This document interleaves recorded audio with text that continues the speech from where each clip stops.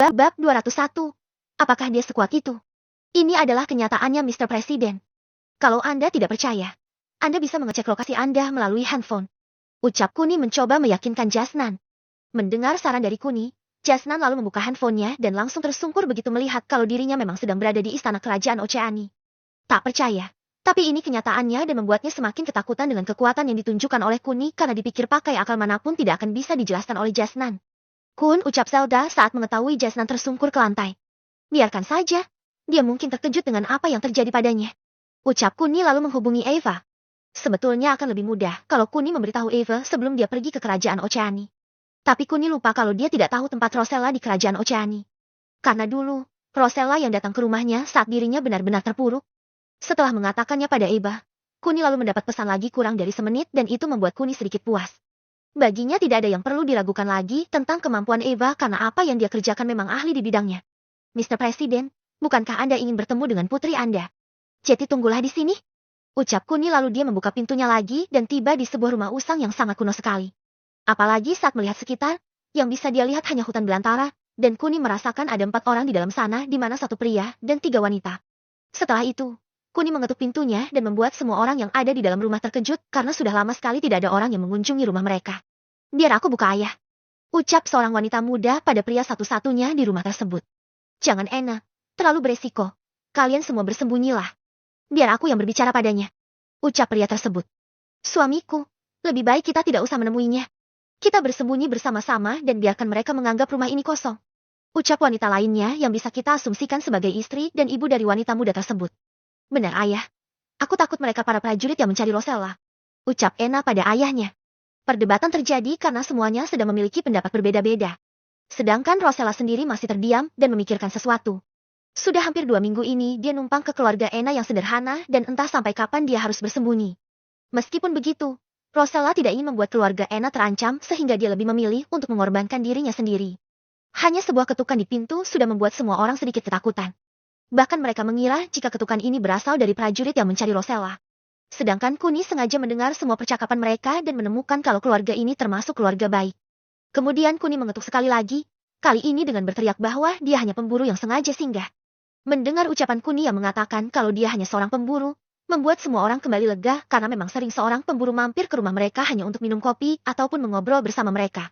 Bahkan tak jarang ada yang melamar Ena tapi Ena menolaknya karena dia tidak tertarik dengan seorang laki-laki yang suka menyakiti hewan. Sedangkan ayahnya biasanya juga berburu dan Ena menikmati hasil buruan ayahnya bersama-sama. Aneh bukan?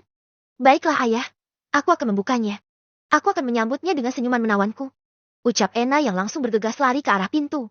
Sementara Kuni hanya tersenyum karena dia tidak pernah mendengar ada wanita yang bisa percaya diri seperti Ena. Kemudian Ena membuka pintunya sambil berkata, "Selamat siang, Nenek Gem." Ucap Ena terbata karena selain terkejut, dia juga baru pertama ini melihat wajah yang tampan rupawan seperti Kuni.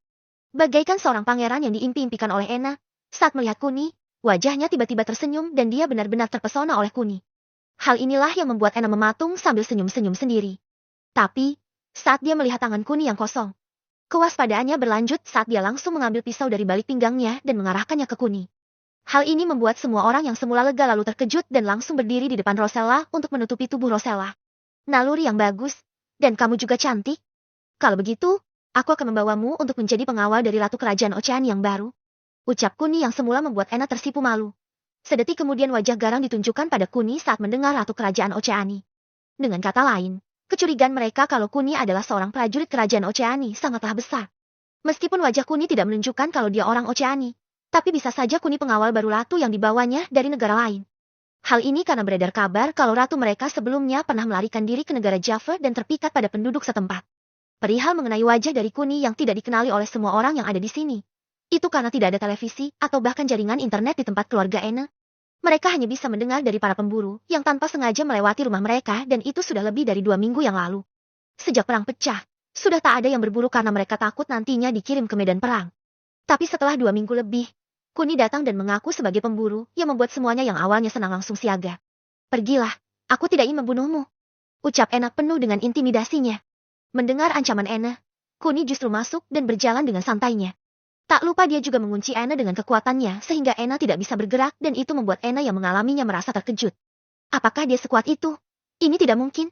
Batin Ena dan dia tetap berusaha untuk bergerak dan hasilnya nihil.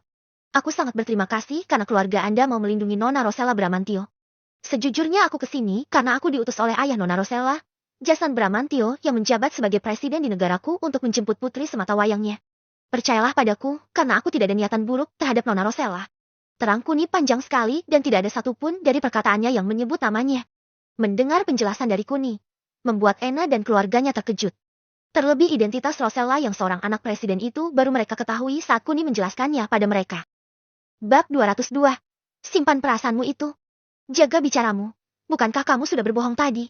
Dan sekarang kamu ingin kami mempercayaimu? Ucap Ibu Ena yang membuat Kuni sedikit terkejut. Oh itu. Maafkan atas kebohongan kecilku.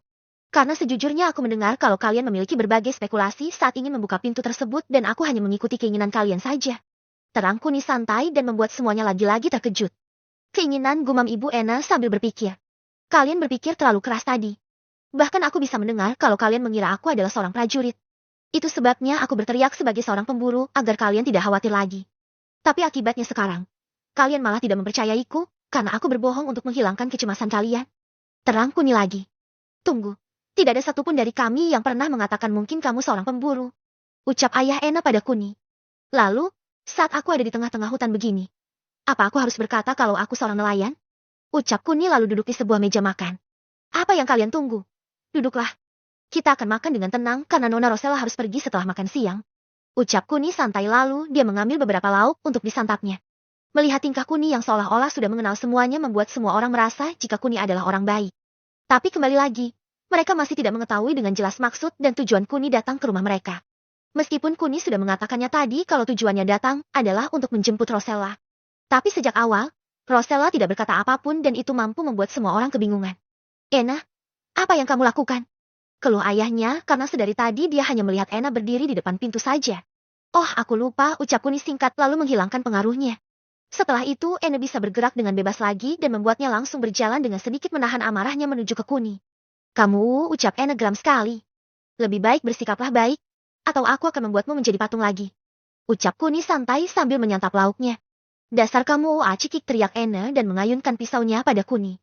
Tapi sebelum pisaunya mengenai Kuni, tiba-tiba dia mematung lagi dan membuat semua orang kembali terkejut. Sudah aku bilang, aku hanya ingin menjemput Nona Rosella. Jadi untuk Nona Rosella, jika aku selesai makan, maka aku akan membawamu untuk menemui ayahmu. Siap atau tidak siap, aku akan membawamu. Ucap Kuni lagi lalu melanjutkan makanannya. Ena, apa yang kamu lakukan? Ucap ayahnya yang merasa penasaran itu. Ena, apa kamu mau ikut denganku? Aku pastikan kehidupanmu akan jauh lebih baik lagi. Ucap Kuni lalu melepas kekuatannya lagi. Kamu, apa yang kamu lakukan padaku? Ucap Ena pada Kuni. Aku hanya ingin mengajakmu untuk pergi ke istana kerajaan Oceani dan bekerja di sana. Untuk masalah hidupmu, kamu jangan khawatir karena aku yang akan menjaminnya. Ucap Kuni lalu berdiri dan menuju ke arah Rosella yang tak pernah membuka mulutnya sekalipun. Bagaimana dia bisa bicara? Kedatangan Kuni dan juga informasi yang diucapkan oleh Kuni mampu membuatnya sedikit tertegun. Hanya orang-orang pilihan yang tahu tentang identitasnya dan Kuni yang datang secara tiba-tiba itu malah membocorkan identitasnya dengan begitu mudahnya. Terlebih, Rosella seperti pernah melihat Kuni dan pikirannya masih menerka-nerka di mana dia pernah melihatnya. Hentikan omong kosongmu. Memangnya kamu siapa sehingga kamu bisa pergi ke istana dengan mudah? Ucap Ena sedikit meremehkan Kuni. Mendengar ucapan Ena, Kuni hanya tersenyum dan sedetik kemudian, dia memunculkan pintu teleportasinya di depan semua orang dan membuat semua orang lagi-lagi terkejut bukan main. Kamu akan mengetahuinya kalau kamu masuk ke sana. Tapi jika kamu tidak mau, aku tidak akan memaksa. Ucap Kuni lalu memegang tangan Rosella. Entah apa yang dirasakan oleh Rosella, saat tangan Kuni menyentuhnya, dia bisa merasakan kedamaian dan hawa sejuk. Bunga-bunga seperti beterbangan di musim gugur dan membuatnya merasakan suasana yang berbeda di mana jantungnya berbunga-bunga dan wajahnya sangat berseri-seri. Padahal ini pertemuan pertamanya dan juga sentuhan pertama baginya. Tapi saat melihat Kuni menyentuhnya, jantungnya langsung berdebar dan itu menandakan kalau dirinya sedang jatuh cinta pada Kuni. I love you, ucap Rosella dan itu adalah kata pertamanya yang terucap untuk Kuni. Mendengar ucapan pengakuan dari Rosella, Kuni berhenti dan berbalik menatapnya. Dengan senyum menawannya, Kuni melihat Rosella lekat-lekat dan membuat Rosella semakin dimabuk kepayang oleh tatapan Kuni dan senyuman yang mempesonanya. Simpan perasaanmu karena sampai kapanpun aku tidak akan menyukaimu. Celip. Seperti orang yang jatuh dari ketinggian. Seperti itulah yang dirasakan oleh Rosella karena dia melihat tadi kalau Kuni tersenyum padanya. Tapi apa yang baru saja didengar olehnya telah mampu membuatnya langsung terjatuh ke lubang terdalam. Sementara keluarga Ena tercengang saat Kuni mengatakannya tanpa perasaan. Terutama Ena yang semakin marah karena Kuni tidak bisa menghargai seorang wanita. Dasar kamu bajingan. Ucap Ena yang bersiap untuk memukul Kuni lagi. Kali ini dengan tangan kosong. Berhenti main-main Ena, aku masih punya urusan yang lain. Ucap Kuni pada Ena dan membuatnya langsung menghentikan serangannya. Dasar laki-laki brengsek, jika kamu tidak bisa menghargai seorang wanita, setidaknya jangan kau hancurkan harapannya saat itu juga. Keluh Ena pada Kuni. Iya betul, berbuatlah baik pada seorang wanita. Kalau tidak kamu tidak akan pernah menikah seumur hidupmu. Timpal ayah Ena. Hehe, kalian lucu sekali. Pertama, aku tidak suka memberi harapan palsu pada seorang wanita dan kedua, jika aku menerima setiap pengakuan cinta dari seorang wanita, apa kalian tahu sudah berapa wanita yang antri di belakangku? Berhenti mengguruiku dan kamu, mau ikut atau tidak? Bentak Kuni pada Ena. Tentu saja, aku akan melindungi Rosella, dan aku juga tidak akan membuat Rosella mengalami luka yang lebih parah lagi. Terang Ena spontan dan itu membuat orang tua Ena terkejut. Ena, apa yang kamu katakan? Ucap ibu Ena mencoba mengingatkan Ena. Tidak apa-apa bu, setelah memastikan Rosella aman. Aku akan kembali lagi ke sini. Ucap Ena mantap. Terserah apa katamu. Sekarang masuklah. Ucap Kuni lalu dia masuk ke pintu teleportasinya diikuti oleh Ena yang ragu-ragu dan juga Rosella yang sedang patah hati itu. Bab 203. Pergi ke acara pemakaman. Rosella. Teriak Jasnan saat dirinya tanpa percaya bisa melihat putrinya lagi. Sementara Rosella dan Ena masih saja tertegun karena mereka secara ajaib sudah berada di sebuah ruangan yang sangat megah. Baru setelah Jasnan menyentuhnya, Rosella langsung tersadar dan terkejut saat melihat ayahnya ada di depannya. Dengan kata lain, Kuni tidak membohonginya. Ayah, di mana ini? Ucap Rosella sedikit linglung. Ini di istana kerajaan Oceani putriku. Ucap Jasnan menggunakan bahasa Javanya. Sedangkan Ena sedang terpaku saat melihat Kuni yang sudah berpelukan dengan seorang wanita yang sangat dia kenal. Bahkan dulu, Ena ingin sekali bertemu dengan wanita tersebut. Tapi karena statusnya yang berbeda dan rekam jejaknya di dunia kemiliteran tidak terlalu mentereng, sehingga membuat apa yang diinginkan oleh Ena hanya bayangan semu saja. Ena ingin sekali bertemu dengan Zelda. Selain kecantikannya, Ena juga mendengar kalau Zelda adalah seorang prajurit yang hebat. Itu sebabnya Ena berlatih sangat keras di hutan agar suatu saat nanti dirinya bisa mengikuti wajib militer dan bisa bertemu dengan Zelda. Tapi sayangnya, sejak 4 tahun yang lalu Ena selalu gagal di ketahanan fisiknya sehingga dia berlatih lebih giat lagi dan hasilnya akan dia buktikan di ujian yang akan dilakukan dalam 2 bulan ke depan. Kun, siapa dia? Ucap Zelda tapi tidak melepas pelukannya pada Kuni. Dia, Ena. Dia yang akan menemanimu. Lihatlah tubuhnya. Mungkin dia cocok menjadi teman latihanmu Zelda. Ucap Kuni pada Zelda. Teman latihan? Terus bagaimana dengan Luna Kun? Tanya Zelda sedikit penasaran.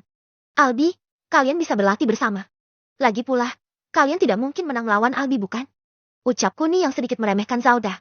Mendengar Kuni sedikit meremehkannya, Zelda ingin sekali memukul Kuni.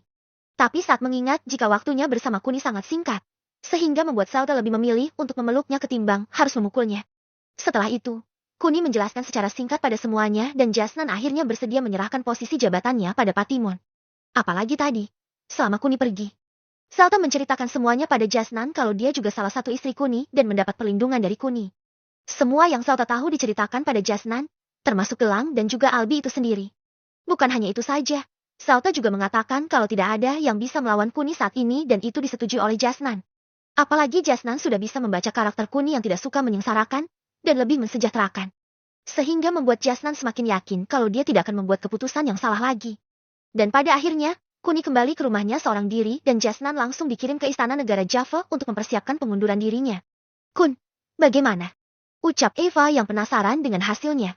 Berjalan dengan lancar F, dan sekarang aku akan ke Black God bersama Dewi. Ucap Kuni lalu dia akan pergi lagi.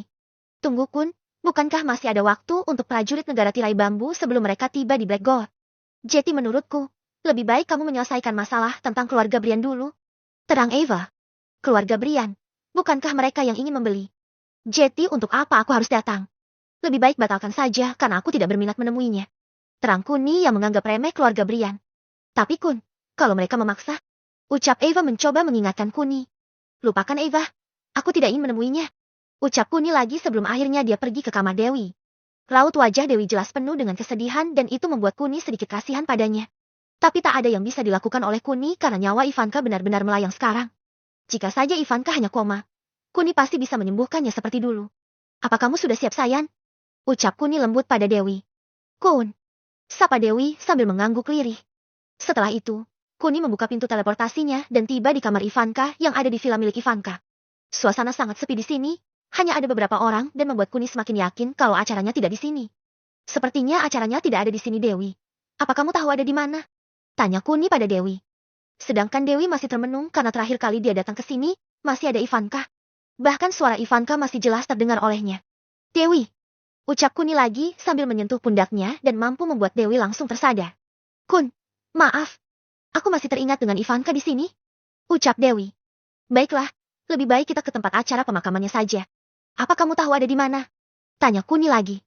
Mungkin di kediaman keluarga Azur Kun. Ucap Kuni. Baiklah. Lebih baik kita pergi dengan naik taksi saja. Ucap Kuni lalu dia membuka pintu teleportasinya yang terhubung dengan tepi jalan yang sedikit sepi. Kemudian dia berjalan sedikit sekitar 20 meter dan langsung menghentikan sebuah taksi yang tak sengaja melewatinya. Ke kediaman keluarga Azur. Ucap Kuni santai dan itu mampu mengejutkan sang sopir taksi. Tuan, apa Anda yakin mau ke sana? Karena jalan di sana tertutup dengan jarak 200 meter demi menghindari wartawan dan orang yang tidak berkepentingan. Terus terang saja, saya tidak mungkin bisa menurunkan Anda di depan gerbang keluarga Azur. Terang sang sopir taksi. Tidak masalah, kami bisa jalan. Kira-kira berapa menit waktu yang diperlukan untuk sampai ke sana? Ucap Kuni lagi. Perkiraan sekitar 1 jam, Tuan. Ucap sang sopir yang mengejutkan Kuni dan Dewi. Apakah aku terlalu jauh? Batin Kuni lalu taksi pun berangkat. Estimasi waktu yang seharusnya 1 jam. Malah ditempuh lebih dari 1 jam saat semua jalanan di sekitar kediaman keluarga Azur ditutup dengan radius 500 meter. Hal ini membuat Kuni semakin kesal karena hanya kematian wanita yang menurutnya biasa-biasa saja sudah memusingkannya. Bukankah mereka akan diserang? Lalu untuk apa mengadakan upacara pemakaman yang megah sekali, batin Kuni? Kami turun di sini saja, Tuan. Ucap Kuni sambil memberikan mata uang Reds yang dia punya pada sopir taksi tersebut. Tuan. Ini terlalu banyak. Ucap sopir taksi sedikit gugup. Ambillah untukmu. Ucap Kuni singkat lalu dengan kekuatannya. Dia menghilang dan muncul secara tiba-tiba di depan gerbang keluarga Azur dan membuat para penjaga terkejut karena sebelumnya mereka tidak melihat datangnya Kuni yang entah dari mana. Hei kamu. Siapa kamu dan mau apa ke sini? Teriak penjaga yang menyadari pertama kali pada Kuni dan Dewi. Bab 204. Kuni diusir. Aku teman Ivanka, ucap Dewi sambil membuka kerudung yang menutupi wajahnya. Melihat Dewi, penjaga itu lalu membuka gerbangnya karena dulu Dewi sering ke rumah ini bersama Ivanka dan membuat beberapa penjaga termasuk dirinya mengenal Dewi dengan baik. Bagaimana mereka bisa lupa dengan Dewi? Sedang parasnya saja bisa menghanyutkan dan membuat semua orang tidak bisa melupakan Dewi dengan mudah. Setelah itu Kuni dan Dewi masuk dan langsung menuju ke ruang acara yang mana dihadiri oleh pejabat-pejabat penting dan pengusaha-pengusaha yang ada hubungannya dengan Azur Group. Bahkan pesaing Azur Group tidak ada yang diundang mengingat keamanan serta persaingan bisnis membuat Fuskas dan Eve lebih memilih untuk melakukannya dengan aman. Tapi, apa yang tidak diduga oleh Fuskas adalah kekalahan yang akan mereka alami di medan perang dalam beberapa hari ke depan ini. Biarlah itu menjadi misteri dalam cerita ini. Tapi yang jelas, Fuskas tahu kalau prajurit negara tirai bambu telah bergerak menuju Black Gold dan Fuskas dengan percaya dirinya akan membasmi negara sampah itu. Kamu, ucap Eve saat melihat Kuni dan Dewi hadir tanpa diundang di acara pemakaman Ivanka. Salam Nona Eve. Saya atas nama pribadi mengucapkan belasungkawa yang sedalam-dalamnya atas meninggalnya sahabat terbaikku Ivanka Azur. Ucap Dewi sambil menahan kesedihannya. Pergi kamu. Teriak Eve yang sepertinya tidak mendengar ucapan belasungkawa dari Dewi sekaligus membuat Dewi terkejut bukan main. Dewi tak menyangka jika Eve berani mengusirnya. Tapi yang tidak diketahui oleh Dewi kalau Eve bukan mengusirnya, tapi sedang mengusir Kuni karena Kuni bisa dikatakan ikut andil dalam kematian Ivanka. Lalu Sim berpindah sehari sebelum Ivanka meninggal di mana dia. Ivanka Azur yang tanpa sepengetahuan kakeknya Fuskas dan juga kakaknya Eve pergi menyelinap ke sebuah bar yang menjadi tempat terjadinya tragedi yang menimpanya. Ivanka yang tidak tahu kalau bar tersebut masih tutup akibat tragedi yang menimpanya terkejut begitu melihat bangunan bar dalam kondisi yang sangat memprihatinkan. Seperti habis dijadikan perang, seperti itulah gambarannya karena selain kaca pecah di mana-mana. Terdapat ribuan bekas peluru ditembakkan serta garis polisi yang ada di mana-mana. Selain itu, yang membuatnya sedikit curiga adalah ada namanya dengan tulisan belasungkawa yang menandakan seolah-olah dia telah meninggal. Melihat kejadian-kejadian aneh di depannya, Ivanka lalu pergi ke telepon umum untuk menelpon temannya. Halo Seri, sapa Ivanka pada temannya tersebut. Sementara temannya tersebut terpaku untuk beberapa saat karena dia tak percaya bisa mendengar suara Ivanka lagi. Bahkan jika didengar dari suaranya, temannya yang bernama Seri itu bisa menyimpulkan kalau Ivanka baik-baik saja. Dalam artian, dia tidak mengalami sakit ataupun trauma akibat kejadian yang pernah menimpanya. Halo Seri, apakah kamu masih ada di sana? Tanya Ivanka lagi mencoba mencari tahu keberadaan temannya tersebut. Halo Iva. Maaf aku masih di sini. Ucap Seri sangat gugup sekali. Ada apa denganmu kawan? Kenapa kamu gugup begitu? Tanya Ivanka yang sangat penasaran itu. Tidak, Bukan begitu, Eva. Aku hanya terkejut karena bisa mendengar suaramu lagi. Hik, hik. Ucap Seri dan tak bisa menahan emosinya itu. Sementara Ivanka sangat terkejut saat Seri, sahabat yang paling baik buatnya, berkata seolah-olah Ivanka telah mati karena rasa ketidakpercayaannya. Hal ini semakin membuat Ivanka penasaran dengan apa yang terjadi pada dirinya. Kenapa semua orang seperti sedang menyembunyikan sesuatu padaku, batin Ivanka. Hei Seri, kamu ada di mana? Bisakah kita bertemu? Ucap Ivanka lagi. Bertemu? Bukankah kamu? Ucap Seri terhenti karena baginya tidak mungkin dalam waktu kurang dari seminggu Ivanka bisa sehat seperti ini. Tapi dia tak ingin menanyakannya pada Ivanka karena peraturan baru telah dibuat khusus untuk Ivanka dan dia menyadari itu. Aku kenapa, Seri? Kenapa kamu seperti orang lain bagiku? Sekarang katakan padaku, kamu di mana? Biar aku mendatangimu. Ada banyak hal yang ingin aku ketahui karena aku sedang berada di depan bar biasanya, tapi aku terkejut karena barnya tutup dan berantakan. Jangan kemana-mana, aku akan pergi ke rumahmu. Ucap Ivanka nyerocos tak karuan sambil dia bergegas untuk menuju ke rumah Seri. Tuh, Mu Eva, aku ada di luar saat ini dan aku tidak bisa menemuimu. Maaf. Ucap Seri yang terdengar ketakutan itu saat mendengar Ivanka ingin menemuinya dan langsung mematikan handphonenya. Sedangkan Ivanka merasa kesal karena Seri, sahabat yang dia anggap paling baik, malah dengan sengaja menjauhinya. Lalu dengan rasa kesalnya, Ivanka berjalan ke arah lain untuk mencari tahu apa yang sebenarnya terjadi dan tak berselang lama, ada dua pemuda yang lewat dan terkejut begitu melihat Ivanka berjalan sendiri keluyuran. Hantu! Teriak salah satu pemuda lalu lari, sedang yang lainnya karena terlalu takutnya dengan hantu membuatnya tidak bisa berlari dan hanya mematung dengan gemetaran di seluruh tubuhnya dan membuat Ivanka makin terheran lagi. Hantu? Mana hantunya? Ucap Ivanka sedikit kesal. Kemudian pemuda yang tidak lari itu langsung tertegun saat melihat bayangan Ivanka dan dapat menyimpulkan kalau Ivanka bukanlah hantu. Tapi, beberapa detik kemudian, Ini tidak mungkin. Apakah kamu Ivanka Azwar? Ucapnya tergagap. Iya betul. Memangnya kenapa? Sorry, aku tidak selevel denganmu. Ucap Ivanka yang terlihat arogan itu. Saat mengatakannya, entah kenapa dia teringat dengan Kuni dan membuatnya senyum-senyum sendiri. Sedangkan bagi pria tersebut, dia yang awalnya sedikit ragu dan ketakutan, tiba-tiba emosinya berkembang sangat pesat karena dia tak suka dengan Ivanka yang selalu menghina pria yang ingin mendekatinya. Ivanka tidak sadar kalau sikapnya yang arogan dan sombong ini sudah pernah dihancurkan dan bagi pria yang dihina oleh Ivanka, jangankan untuk berkenalan, mendekati Ivanka saja dia tak sudi karena apa yang pernah terjadi pada Ivanka sudah membuatnya kasihan plus terhibur. Hanya sedikit laki-laki yang bersimpati pada Ivanka. Dan kebanyakan laki-laki yang mengenal Ivanka merasa jijik padanya karena sikap sombong dan arogannya. Meskipun begitu, banyak juga yang merasa senang karena Ivanka sering mentraktir mereka berpesta. Meskipun hanya sekedar berpesta saja mereka senangnya. Bab 205. Kun, apa kamu yang membunuhnya? Dengan kata lain, semua laki-laki yang suka dengan Ivanka itu karena mereka ditraktir minuman oleh Ivanka sehingga mereka memanfaatkan keramahan Ivanka dalam minuman. Sedang untuk berteman, kebanyakan dari laki-laki yang pernah berpesta dengan Ivanka tidak sudi karena Ivanka memiliki temperamen yang menurut mereka sangat tidak baik. Tidak ada yang bisa dipungkiri kalau Ivanka adalah wanita yang kaya raya. Tapi attitude dan sikapnya yang sok berkuasa membuat semua laki-laki minggir bila ingin mendekati Ivanka. Hampir sama dengan nasib yang dialami oleh Eve di mana Eve tidak suka didekati oleh laki-laki yang hanya mengincar hartanya saja. Dasar wanita gila, siapa juga yang mau denganmu? Ucap laki-laki yang dihina oleh Ivanka tadi. Mendengar umpatan yang dilontarkan oleh laki-laki di depannya, membuat Ivanka marah dan naik pitam. Seumur-umur, dia tidak pernah dikatakan gila oleh orang yang bahkan tidak dia kenal. Apalagi dengan jelas laki-laki itu bilang tidak mau dan membuatnya semakin penasaran apakah pernah terjadi sesuatu pada dirinya. Apa kamu bilang? Sekali lagi kamu menghinaku. Aku pastikan keluargamu lenyap dari muka bumi ini. Ancam Ivanka yang membuat pemuda itu makin marah. Lenyap? Memang itu yang bisa dilakukan oleh keluarga kayamu. Melenyapkan sebuah keluarga ibarat melenyapkan seekor semut. Tapi kamu jangan khawatir. Aku hidup seorang diri, jadi aku mati pun tak akan ada yang mencariku. Ucap pemuda tersebut sambil meraih handphonenya. Tapi, apa kamu lupa dengan tragedi yang menimpamu?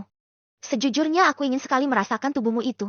Tapi niat itu hilang dalam sekejap karena kamu adalah wanita yang pantas mendapat perlakuan seperti ini. Ucap laki-laki tersebut sambil memutar sebuah video tragedi yang menimpa Ivanka. Kemudian Ivanka menyambar handphone laki-laki tersebut dan melihat semuanya. Video yang berdurasi 5 menitan itu mampu menguras otak dan kesadarannya di mana halusinasinya langsung muncul di benaknya. Gambaran tragedi yang sempat menimpanya kini kembali secara utuh dan membuat Ivanka tak berdaya saat ini. Tapi, apa yang menjadi pertanyaan besarnya adalah bagaimana bisa dia tidak mengingat semuanya. Terlebih dia bisa pulih seperti sedia kala dan melupakan kejadian tragisnya. Pantas saja aku merasakan ada yang aneh dengan sikap semua orang. Bagaimana bisa aku melupakannya? Ini, apakah ini nyata? Teriak Ivanka lalu dia berlari ke arah pinggir jalan yang ada taksinya untuk menuju ke rumahnya. Mungkin Tuan Mirza sudah mengetahui masalah yang aku hadapi. Sehingga dia tidak mau denganku. Gumam Ivanka di dalam taksi. Dengan cepat, Ivanka tiba di rumahnya dan langsung menemui sang kakak yang sedang ada di ruangannya. Kakak, apa aku telah mengalami tragedi yang sangat mengerikan? Apa benar aku telah ternoda oleh banyak pria?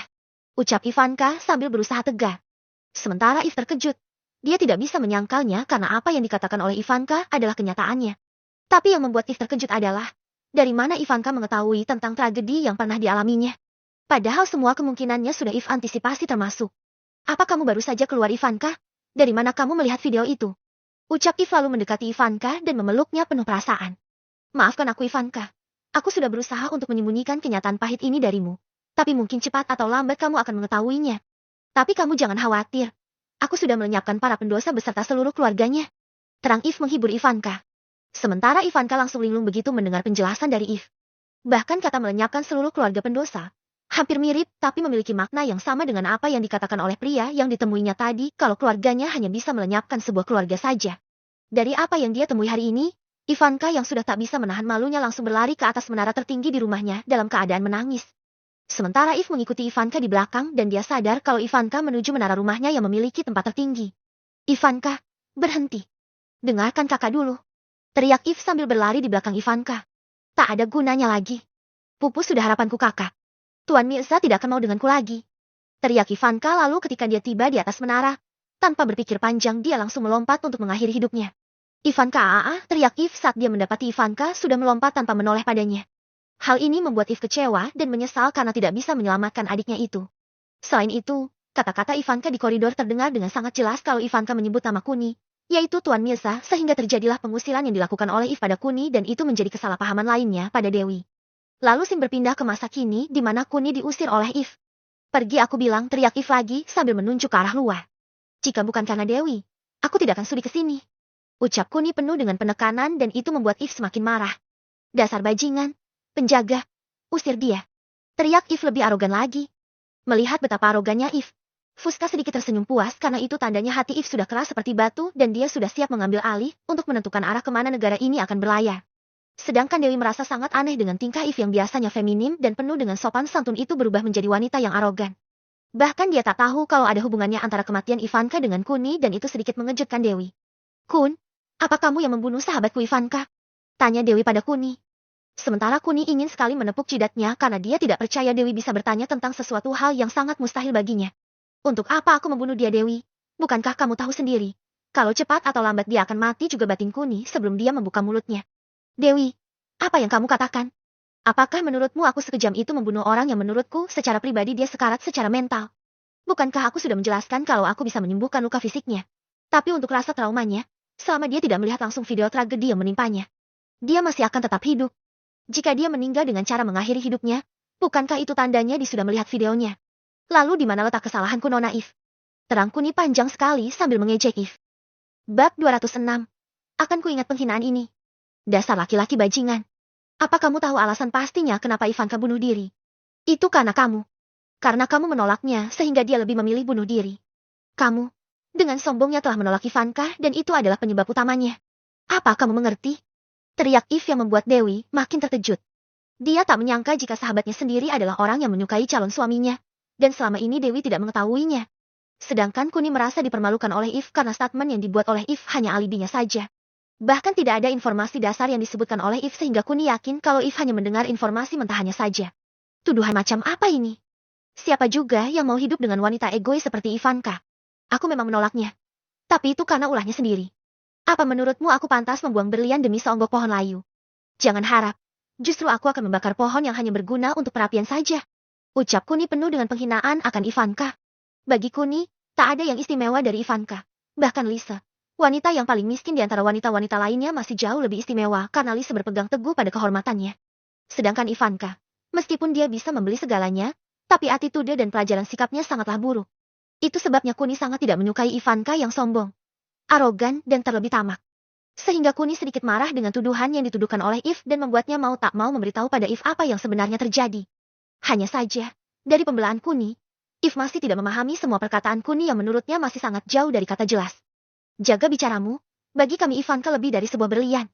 Dan kamu, bahkan kamu tidak pantas bersanding dengannya. Sungguh manusia hina. Teriak Eve yang menghina Kuni dengan sangat jelas dan itu mampu membuat Dewi bereaksi. Sudah cukup, Nona Eve. Sekali lagi Anda menghina calon suamiku. Aku pastikan hubungan kita hanya cukup sampai di sini saja. Terang Dewi yang sangat membelah Kuni. Sementara Eve tertegun. Tuan Fuskas ingin sekali menengahi pertengkaran kecil di antara mereka. Tapi saat mengingat situasi yang menekan Eve, membuat Tuan Fuskas diam karena ini bisa menjadi ujiannya tersendiri. Sudah sayang, jangan hiraukan ucapannya.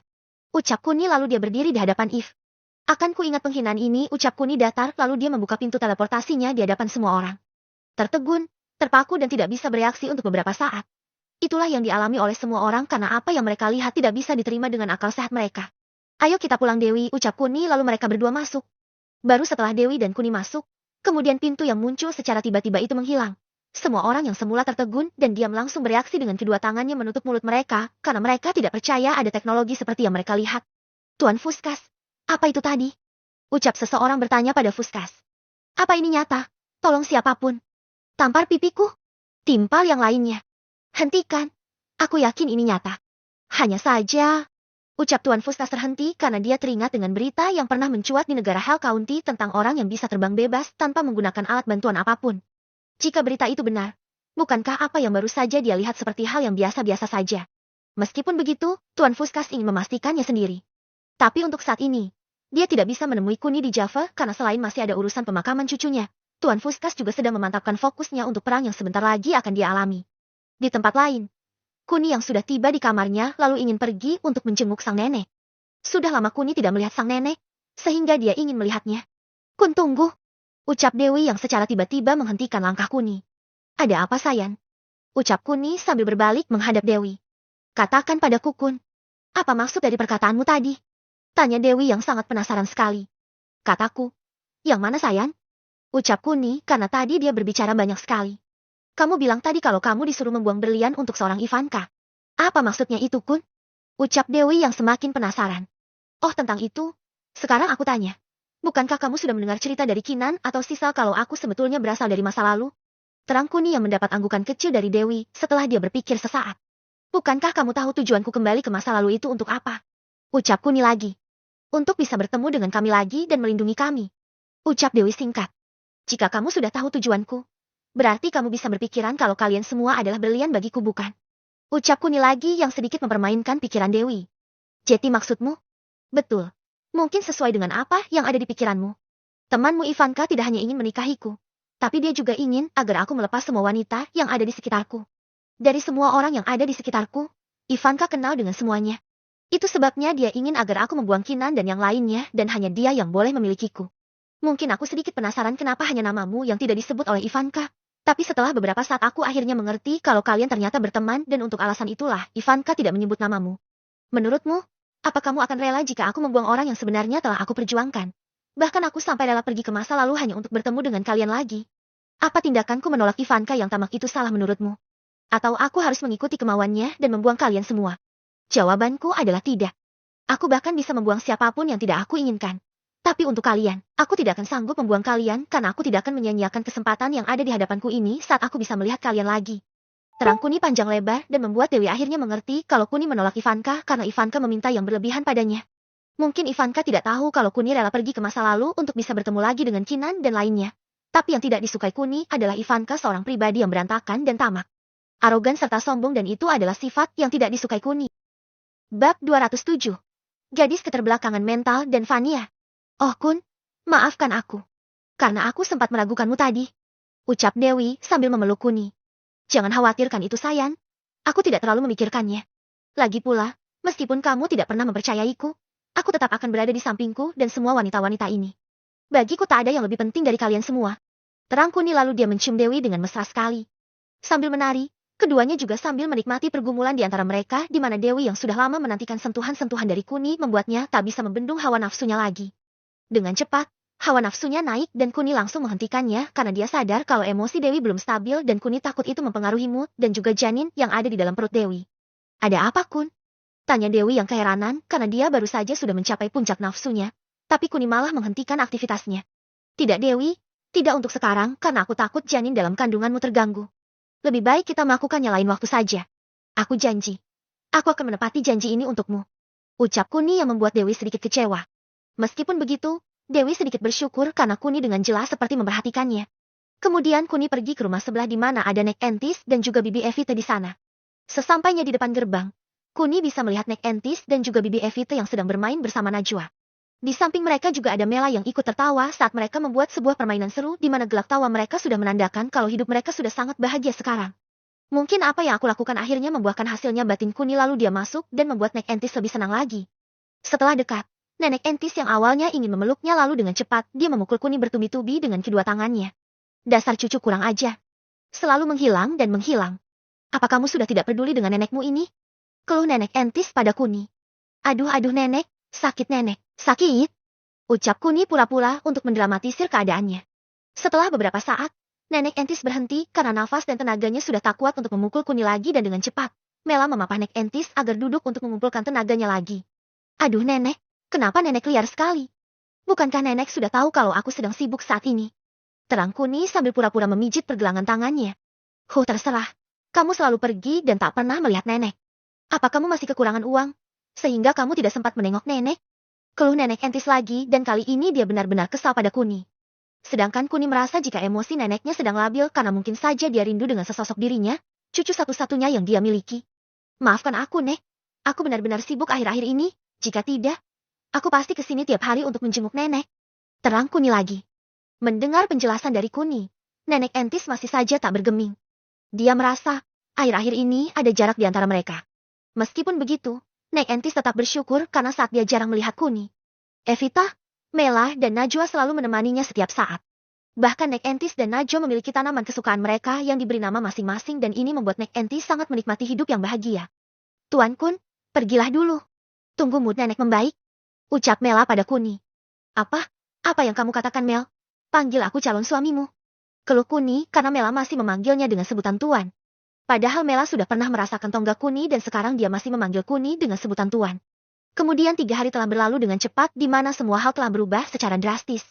Bahkan dalam 3 hari terakhir ini, banyak sekali kejadian-kejadian yang sebetulnya tidak bisa diprediksi oleh Kuni, di mana selama 2 hari terakhir dia terus memantau pergerakan dunia dan mendapati banyak sekali kejadian yang tidak diduga oleh Kuni sebelumnya, di mana salah satu kejadian yang tidak terduga oleh Kuni adalah runtuhnya negara Black Gold dalam kurun waktu selama 2 hari ini, di mana 35% wilayah negara Black Gold telah dikuasai oleh negara tirai bambu. Tidak hanya itu, buntut dari video yang disebar oleh Eva tanpa sengaja membuat negara menangkap semua pihak yang terkait, termasuk kepala keluarga Brian, Dini Brian.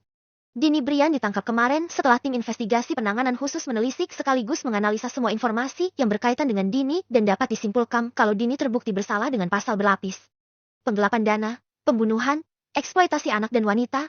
Yang lebih parah adalah Dini pengedar obat-obatan terlarang di salah satu negara yang penduduknya terbelakang dan sangat ketergantungan dengan obat-obatan sehingga negara tersebut bukan hanya tidak berkembang, tapi tingkat kriminalitasnya sangat tinggi sekali di mana untuk bisa membeli obat-obatan tersebut. Merampok, merampas dan membunuh adalah hal biasa di sana. Dan negara yang dimaksud adalah negara Tango yang terancam bangkrut akibat terjadinya krisis moneter yang dibarengi dengan anjloknya nilai mata uang mereka. Bisnis inilah yang sebenarnya digeluti oleh Dini dan memiliki rine bawah tanah yang sangat kuat karena uang haram yang mampu membentuk dan melatih pengawal dan petarung kuat yang bisa mengokohkan posisinya di kota Blue, menjadi keluarga nomor 1. Selain 2 berita tadi, masih ada berita lainnya di mana ini lebih mengejutkan lagi. Bagaimana ini tidak mengejutkan sedangkan Mohan yang baru tiba merasa plonga-plongo saat Eva dengan garangnya bertanya padanya tentang gadis keterbelakangan mental yang dibawanya. Maafkan aku Nona Eva. Aku tidak punya alasan untuk menolaknya. Apalagi. Ucapan Mohan terhenti karena ada satu lagi wanita yang secara tiba-tiba keluar dari dalam mobilnya.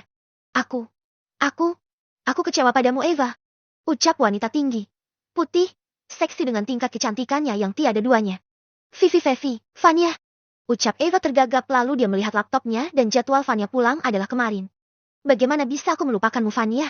Maaf. Ucap Eva sedikit malu. Sementara Vanya berjalan dengan begitu anggunnya dan dia benar-benar berbeda sekarang. Tingkat kepercayaannya semakin tinggi berkat latihannya selama 3 bulan terakhir ini di mana Vanya yang dulunya gemuk, kini kurus mendekati montok dengan menonjolkan 2 gunung kembarnya yang bisa menyaingi gunung kembar milik Kinan. Bab 208. Apa yang kamu mau? Aku ragu kamu bisa diandalkan Eva. Mengingat cerita Kuni yang begitu mengagumkanmu. Atau kualitasmu yang sudah mulai menurun? Ucap Vanya seperti menghina Eva terang-terangan. Mendengar hinaan dari Vanya, Membuat Eva terkejut karena seperti yang pernah dia dengar dari Kuni kalau Vanya adalah wanita yang patuh dan tidak seperti yang sekarang ini. Oh, ayolah Vanya. Aku tahu kamu hanya menggertakku saja.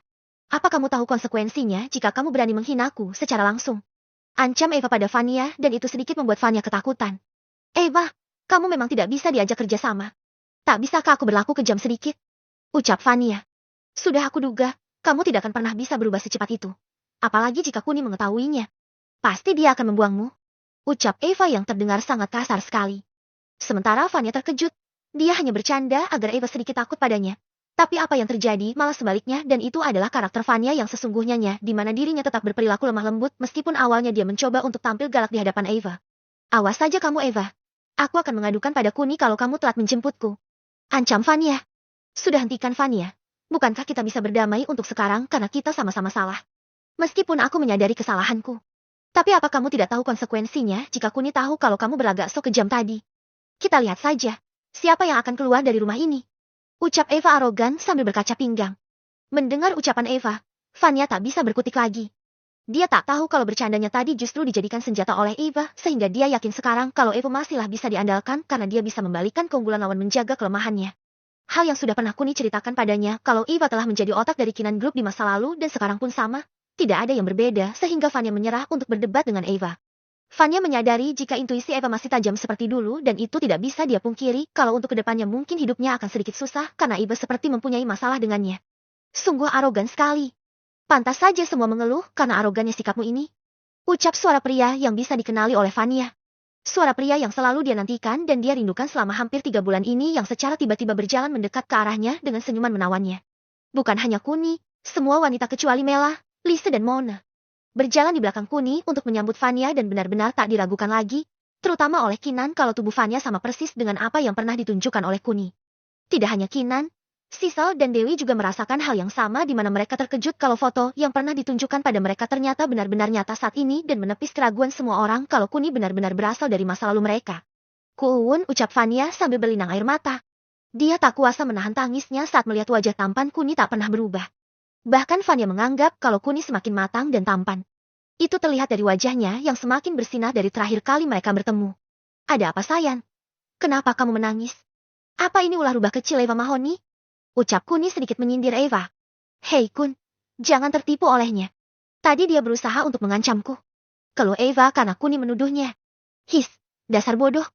Vanya hanya ingin bercanda denganmu dan kamu malah serius padanya. Dengar sayang, aku akan menghukum Eva demi kamu. Sekarang katakan, hukuman apa yang pantas untuk rubah kecil kita? Ucap Kuni mencoba menghibur Vanya. Tidak Kun, ini bukan karena Eva. Tapi ini karena aku merindukanmu. Ucap Vanya lalu dia bersiap untuk mencium bibir Kuni. Saat keduanya akan berciuman, tiba-tiba ujung baju Kuni ada yang menariknya dan itu adalah wanita keterbelakangan mental yang dibawa oleh Mohan dari kediaman keluarga Brian. Alice Brian, wanita yang keterbelakangan mental yang dibawa oleh Mohan merusak momen yang sengaja diciptakan oleh Vanya. Meskipun dari awal Kuni sudah menyadarinya, tapi Kuni belum tahu kalau wanita yang selalu mengeluarkan air liur dari mulutnya itu adalah penggemar beratnya. Bahkan bisa dikatakan kalau Alice jatuh cinta dengan Kuni pada pandangan pertamanya saat tanpa sengaja melihat Kuni di acara peresmian Kinan Group untuk pertama kalinya di televisi. Sehingga Dini Brian dibuat sedikit pusing oleh tingkah anak cacatnya ini di mana dia ingin selalu melihat video Kuni terus dan berulang. Dan dari rasa sukanya terhadap Kuni, akan merubah hidup Alice seutuhnya. Hah, siapa dia Eva? Ucap Kuni bertanya pada Eva. Jangan tanya padaku. Coba tanyakan semua ini pada Mohan. Ucap Eva singkat. Kemudian Kuni menatap pada Mohan dan membuat Mohan menceritakan semuanya dengan nadanya yang gugup. Bisa dikatakan, Mohan tidak punya alasan untuk menolaknya dan pada akhirnya dengan terpaksa dia membawanya. Apalagi moto Kuni adalah memberikan yang terbaik untuk semua orang. Dengan kata lain harus menjadi pribadi yang baik, sehingga Mohan mau tak mau harus membawa Alice ke rumah Kuni. Untuk masalah lainnya seperti tempat tinggal dan makanannya, Mohan akan mengikuti keputusan yang dibuat oleh Kuni. Setelah mendengar cerita dari Mohan kalau wanita di depannya ini sangat mengaguminya, membuat Kuni sedikit iba. Lalu dia melihat seluruh tubuh Alice dengan menggunakan mata dewanya dan menemukan kalau ini adalah penyakit bawaannya sejak lahir dan masih ada kemungkinan untuknya bisa sembuh karena ada beberapa titik syaraf di kepalanya yang terjepit dan itu yang mengakibatkan Alice masih berpikiran seperti anak kecil, meskipun badannya tumbuh dengan normal. Lalu Kuni semakin melihatnya lagi dan benar-benar cantik dengan paras tubuh yang menyerupai Dewi. Itu saat Dewi masih belum hamil. Jika sekarang, ada kenaikan bobot tubuhnya sekitar 5 kilogram lebih dan membuat pipi semua wanita yang hamil sedikit mengembang. Apa yang kamu mau? Bicaralah. Ucap Kuni yang sepertinya dimengerti oleh Alice. Kemudian Alice menggunakan bahasa isyarat pada Kuni sedikit panjang sekali dan itu sedikit mengejutkan Kuni. Ternyata dia memiliki penggemar fanatik, meskipun penggemarnya adalah seorang wanita yang keterbelakangan mental. Ini patut kusyukuri. Bab 209, ayo kita menikah. Kun, apa yang dia bilang? Ucap Vania dan mendapat anggukan dari semua orang. Hai pangeran tampan, aku adalah Alice, penggemar beratmu. Maaf sebelumnya karena aku telah lancang datang ke sini. Tapi aku benar-benar pengagum beratmu. Aku menyukaimu dengan segala wibawa dan ketampanan yang kamu miliki. Meskipun sekarang aku masih kecil, tapi aku berharap kita bisa menikah saat usiaku sudah dewasa. Jangan tanya umurku berapa saat ini. Tapi tunggulah aku 10 tahun lagi. Aku akan menjadi wanita yang cantik dan akan selalu menemanimu dalam keadaan apapun.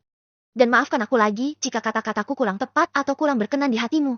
Sesungguhnya ini semua adalah ucapan dari kakakku. Dia yang mengajariku dan butuh waktu selama berhari-hari untukku bisa menghafal semua ini. Aku butuh keberanian lebih untuk mengungkapkannya padamu. Tapi aku selalu berharap kamu mau menungguku beberapa tahun lagi saat usiaku sudah dewasa. I love you pangeran hatiku. Begitulah kira-kira yang dia katakan padaku, ucap Kuni sesaat setelah menerjemahkan dengan apa yang diucapkan oleh Alice. Penuh penghayatan, penuh makna dan penuh dengan harapan yang tidak bisa digambarkan dengan akal. Di mana Alice yang keterbelakangan mental masih memiliki hati untuk bisa menyukai Kuni. Hanya saja, kata yang paling menyentuh Kuni adalah pada saat Alice bilang masih kecil. Padahal umurnya sudah 25 tahunan. Hal inilah yang sedikit menyayat hati Kuni karena wanita dewasa yang berpikiran seperti anak kecil ini tetap menggapai cita-citanya meskipun sebenarnya sangat mustahil sekali baginya. Di dunia ini, siapa yang mau hidup dengan wanita yang keterbelakangan mental? Alih-alih hidup dengan mereka.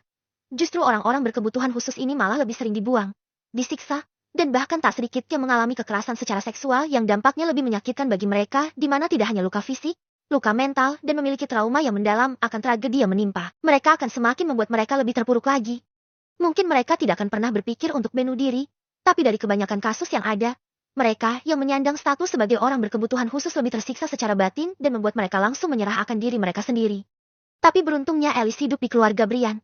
Selain dia memiliki perawat pribadi, dia juga mendapat kasih sayang dari sang kakak dan Dini sendiri menganggap Alice sebagai keberuntungan keluarganya meskipun dia sendiri sedikit jijik pada anak kandungnya tersebut. Sehingga dia jarang sekali bertemu dengan Alice dan kakaknya lah yang sering menemani Alice. Kamu jangan khawatir, aku bisa mendewasakanmu secepat kilat. Ucap Kuni lalu dia menyuruh Mohan untuk membawanya ke kamar yang kosong. Setelah itu mereka masuk ke dalam rumah di mana bukan hanya Kinan, tapi semua orang mengelilingi Vania dan menanyakan tentang apapun yang dia lakukan di sana. Semua sangat penasaran dengan Vania karena hanya kurang lebih sekitar 3 bulan saja, Vania bisa menjadi primadona lainnya. Hentikan kalian. Aku akan membuka kelas senam aerobik setiap pagi di sini. Jetty berhenti bertanya dan tunggu besok saja. Ucap Vania saat dia sudah tak tahan dengan rentetan-rentetan pertanyaan yang diajukan padanya. Dari ucapan Vania yang barusan, sudah dapat disimpulkan kalau kepercayaan dirinya meningkat 1000%. Bahkan Vania tidak sadar kalau kepercayaan dirinya sudah meningkat. Karena program yang dijalani oleh Vania sangatlah bervariatif dan santai. Bisa dikatakan kalau tempat yang dikunjungi Vania bukanlah klinik rehabilitasi, tapi sebuah hotel bintang 6 di mana Vania sangat dimanja sekali. Banyak sekali gadis seksi yang melayaninya yang membuat Vania yang awalnya minder, lalu jadi terbiasa dan hasilnya seperti yang sudah kalian baca. Kamu sudah janji bukan akan membantu kami untuk senam besok. Awas kalau kamu berbohong. Ucap Kinan yang sangat antusias sekali itu. Iya aku janji tapi sebelum itu, ada apa denganmu? Bukankah dulu sedikit bohai? Dan sekarang kamu sedikit gemuk. Apa kamu sangat betah tinggal di sini? Ucap Vania sedikit menggoda Kinan. Mendengar ucapan Vania, Kinan hanya tersenyum karena dia tak tahu bagaimana untuk menjelaskannya. Tapi sedetik kemudian, datang ucapan dari seseorang menggunakan bahasa yang diketahui oleh Vania. Kamu naif sekali Vania. Dia hamil anak Kuni. Aku juga sama sedang hamil saat ini. Ucap Stella dan itu mampu membuat Vania terpaku. Entah cemburu atau tidak. Tapi yang jelas pikiran Vania seperti berputar-putar untuk beberapa saat dan kemudian dia seperti ceria kembali. Wah Kinan, selamat ya. Akhirnya kamu mengandung anak Kuni. Aku sudah tidak sabar ingin bermain dengannya. Ucap Vania yang terlihat bahagia sekali. Sementara Kinan merasa terkejut.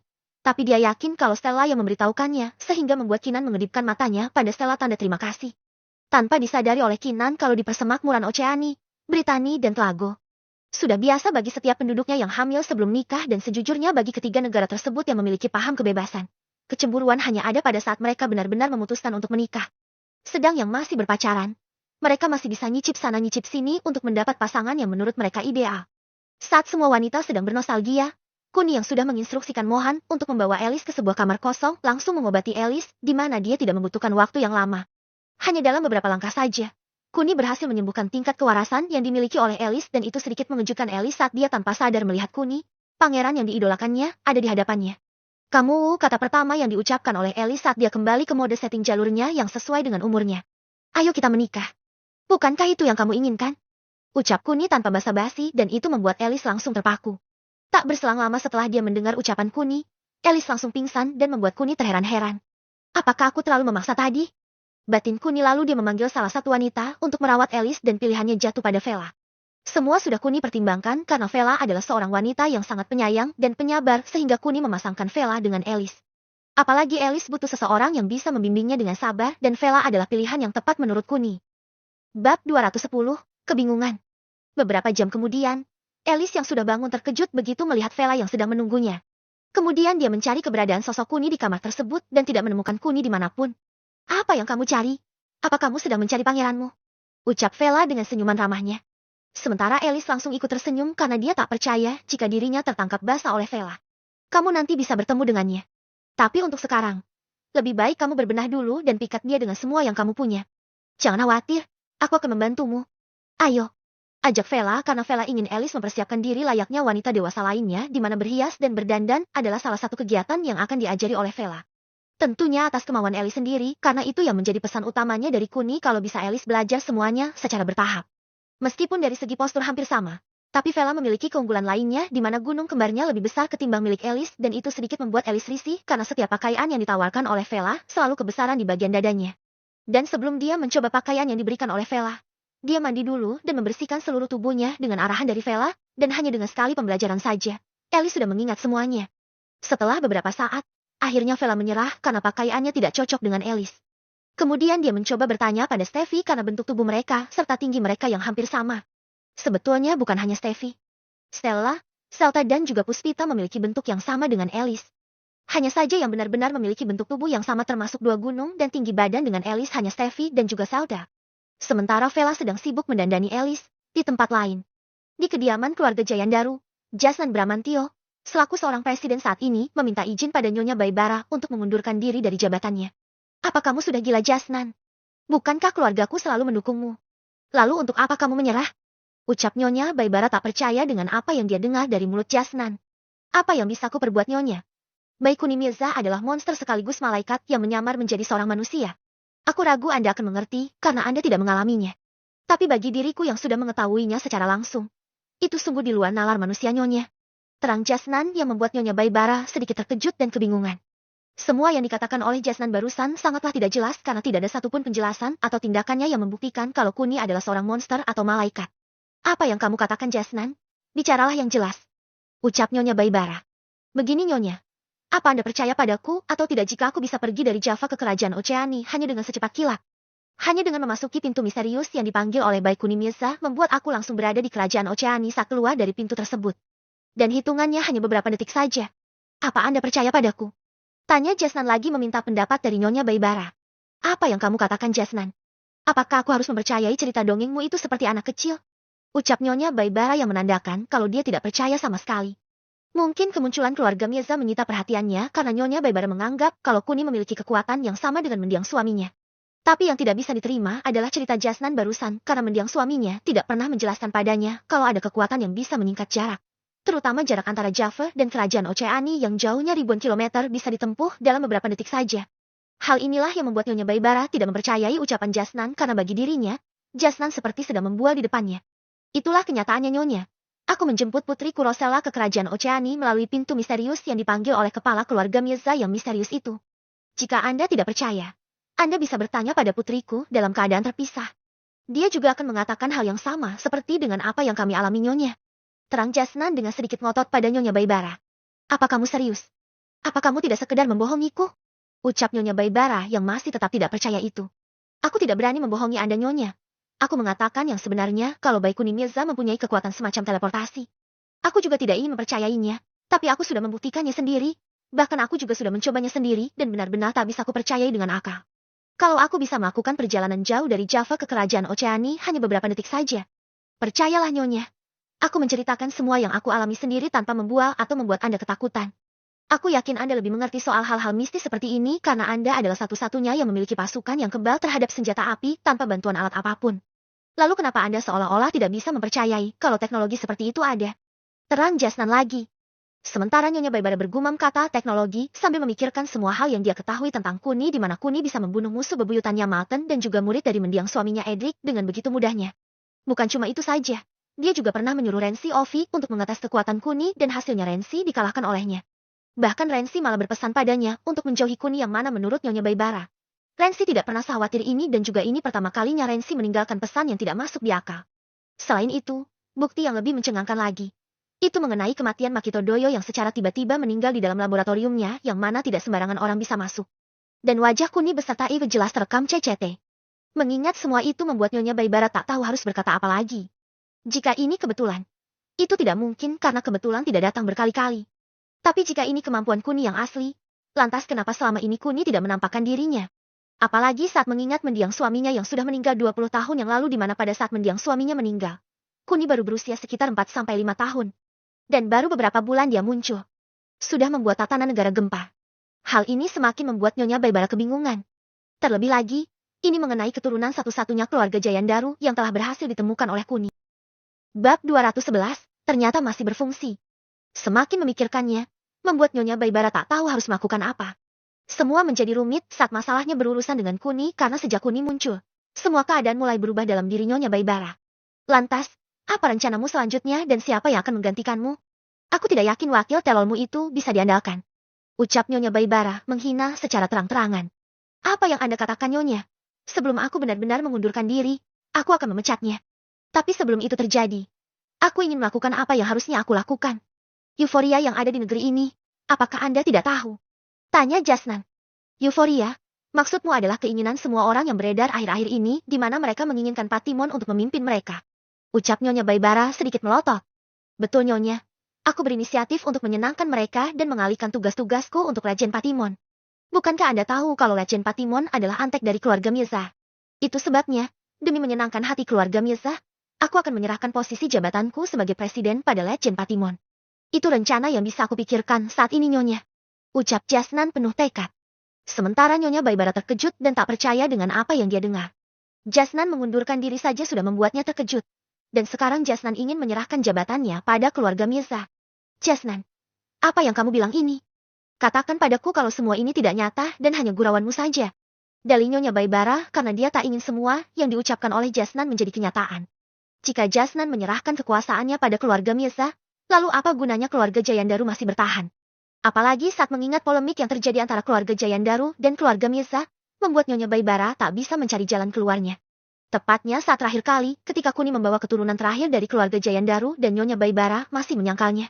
Jika semua ini nyata, maka tak ada yang bisa diperbuat oleh Nyonya Baibara dan lambat laun. Tidak ada lagi keturunan Jayandaru yang hidup karena mendiang suaminya sudah meninggal. Maafkan aku Nyonya, tekadku sudah bulat. Aku tidak akan merubahnya meskipun nyawaku taruhannya. Terlebih aku sudah berjanji pada kepala keluarga Mirza kalau aku akan menyerahkan jabatanku pada mereka asal mereka bisa menyelamatkan putriku. Dan hasilnya sesuai dengan apa yang aku katakan Nyonya. Terang Jasnan yang semakin membuat Nyonya Baibara terpukul. Dari ucapan Jasnan barusan, sudah dapat disimpulkan kalau pengaruhnya terhadap Jasnan benar-benar luntur. Hal ini terjadi akibat munculnya Kuni dan itu tidak bisa diterima oleh Nyonya Baibara. Keinginan terakhirnya untuk menyelamatkan marga dari mendiang suaminya harus pupus. Meskipun dia sudah menemukan keturunan terakhir dari mendiang suaminya, tapi itu adalah seorang wanita dan praktis anak yang dilahirkannya akan secara otomatis mengikuti nama belakang ayah kandungnya. Kecuali ayah kandungnya sendiri yang membolehkan anaknya mengikuti nama belakang ibunya. Tapi itu mustahil mengingat betapa arogannya Kuni. Sehingga kemungkinannya sangat kecil saat Dewi melahirkan seorang anak dan anak tersebut mengikuti nama belakangnya. Lalu Sim berpindah pada Kuni dan Eva yang mana mereka sedang berdiskusi tentang proyek selanjutnya. Sekedar informasi saja, proyek yang dibangun oleh kelima anggota keluarga Pilar Kinan Group sudah selesai hari ini dan itulah mengapa Eva bisa melupakan jadwal Vania karena sejak kemarin dia sibuk dengan perbukuan dan perizinan yang harus dia lengkapi secepatnya. Mansion yang sudah direnovasi di mana sudah ditambahi landasan pacu pesawat sekaligus hanggar pribadi menambah kesan mansion menjadi semakin modern. Meskipun begitu, jika dulu Kuni selalu bepergian memakai pesawat, semua itu akan sangat berguna. Tapi sekarang, Kuni memiliki kekuatan teleportasi yang bisa pergi kemana saja. Sehingga dengan adanya landasan pacu udara tidak begitu penting sekarang. Walaupun tidak begitu penting lagi, tapi Kuni tidak mempermasalahkannya karena landasan pacu bisa menjadi arena bermain anak-anaknya kelak. Atau sekalian untuk landasan bagi tamu-tamunya sehingga Kuni tidak berpikir semua yang telah dikerjakannya sia-sia. Selain landasan pacu dan hanggar, di setiap sudut mansionnya ada sebuah menara yang lumayan tinggi dan memiliki keamanan yang sangat ketat. Bukan cuma itu saja. Gedung terbaik Kinan Group juga ada di sekitar mansionnya dan masih ada gedung apartemen karyawannya yang berjumlah 4 gedung dengan kapasitas setiap gedung bisa menampung sekitar 8.000 kepala. Bahkan rencananya, tempat itu akan menjadi kerajaan kecil Kinan Group jika pengajuan mereka disetujui. Itu sebabnya Kuni mengincar posisi jabatan seorang presiden untuk memuluskan semua kepentingannya di mana jika nantinya Patimon benar-benar menjadi seorang presiden, maka mansion sebelah utara yang dekat dengan landasan pacu udara akan menjadi kantor dinasnya. Ini yang sekarang dibahas oleh Kuni dan Eva setelah Kuni mendapat perjanjian dari Jasnan kalau dia akan menyerahkan posisi jabatannya pada Patimon. Semua sudah sesuai dengan apa yang kita inginkan, Kun. Kita hanya menunggu hasil dari Dewan Menteri Pemerintahan untuk menyetujui semua dokumen ini. Apakah kita layangkan sekarang juga atau menunggu darlingku menjabat sebagai seorang presiden? Ucap Eva yang terlihat bahagia sekali itu. Aku tidak masalah. Kamu bisa mengirimnya saat ini juga. Tapi demi menghindari masalah yang tidak kita inginkan, bukankah lebih baik kita menunggu Patimon menjabat sebagai seorang presiden dulu? Dengan begitu resiko penolakan sangat minim sekali. Terang Kuni menyampaikan pendapatnya. Mungkin kamu benar, Kun. Tapi akan ada masalah yang mungkin saja akan sulit kita hadapi kalau sampai menunggu Patimon. Karena mereka akan menganggap kalau kita mengeksploitasi jabatan demi kepentingan kita sendiri. Bukankah lebih baik kita mengajukannya sebelum Patimon menjabat? Jadi, ketika semua dokumen kita disetujui, mereka akan berpikir kalau tidak ada andil Patimon dalam keputusan yang sudah kita dapat. Misal ditolak, kita bisa mengajukan banding dan membuat perhitungan pada siapapun yang dengan sengaja menghambat pertumbuhan Kinan Group. Semakin cepat, aku yakin akan semakin baik. Demi menghindari sikap iri dan ketamakan dari semua orang, maka rencana yang aku usulkan sedikit bermanfaat karena kita akan tahu mana pejabat yang benar-benar bersih atau pejabat yang kotor dengan melakukan suap dan pungli demi kepentingan mereka sendiri. Terang Eva panjang lebar. Sementara Kuni hanya mengangguk kecil sesaat setelah berpikir karena Kuni ingin mengetes Eva apakah pikirannya masih jernih atau sudah kosong. Karena terakhir kali saat Vania ingin bercanda dengannya, Eva justru menganggapnya serius.